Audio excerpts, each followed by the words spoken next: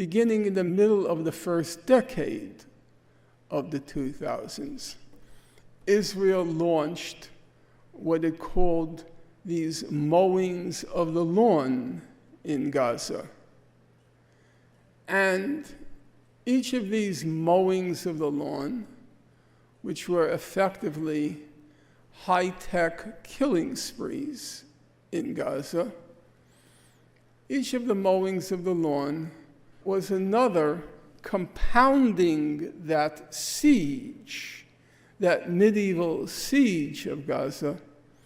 Each of the mowings of the lawn visited at the time, now looking back, it looks very different, at the time, massive death and destruction in Gaza. There was Operation Protective Edge in 2008-9. It began August 26, 2008, ends January 17, 2009. Amnesty International put out a report. It called it 22 days of death and destruction. Then, skipping along, in 2014, from July 7th to August 26th, Israel launches Operation Protective Edge. 51 days.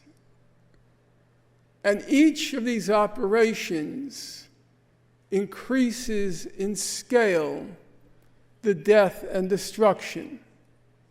In Operation Cast Lead, about 350 children were killed, 6,000 homes destroyed. At that time, that was actually a shocking number. I actually wrote a book about it, and I quote an Israeli journalist who described Operation Cast Lead as, quote, "This time we went too far." And then comes Operation Protective Edge. Israel kills 550 children and destroys 18,000 homes. The head of the International Committee of the Red Cross, Peter Maurer,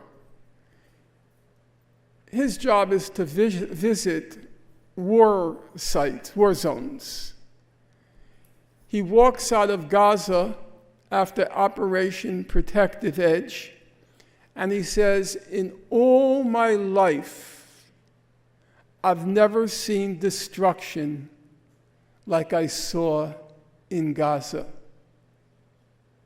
That was 2014. Now, to give you some sense of what's happened to those God-forsaken people who have been living there in a concentration camp since 1948. In Operation Cast Lead, the estimate is Israel left behind 600,000 tons of rubble.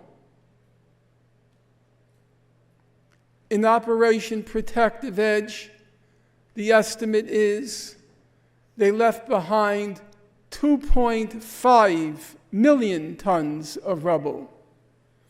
The estimate now, and I'm quoting from before the destruction of Rafah and the destruction of Gaza City, before, the estimate was not 600,000 tons of rubble, not 2.5 million tons of rubble. The estimate is 50 million tons of rubble are now covering Gaza. In Operation Cast Lead, it was 350 children. In Operation Protective Edge, it was 550 children.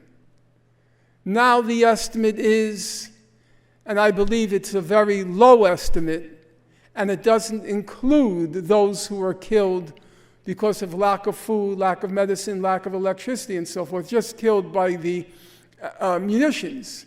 The estimate is not 350 children, not 550 children. The estimate is 28,000 children. It's something of an altogether different magnitude as compared to a situation which not too long ago people believed Israel had already gone too far.